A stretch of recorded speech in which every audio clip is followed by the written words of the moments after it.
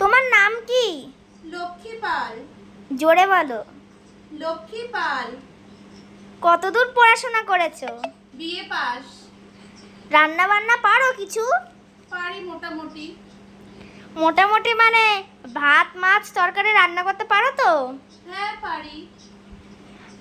আর কি চাকরি করার ইচ্ছা আছে? সে তো আমার আছে।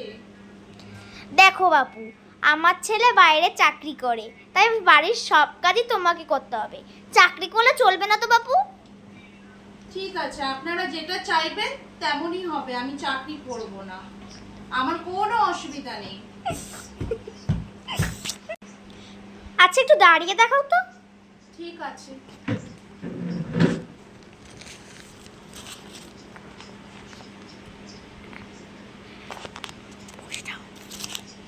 আচ্ছা তুমি বসো। ঠিক আছে। সবই তো ঠিক আছে, মেয়ের গায়ের রং তো একটু চাপা।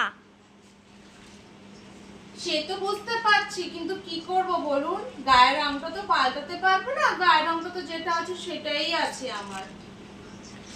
আচ্ছা ঠিক আছে, আমরা আসলাম, বাড়ি পৌঁছে গেলে ফোন করে জানিয়ে দেব। সে তো বুঝতেই পেরেছি আপনারা কি জানাবেন। যাই হোক, নমস্কার।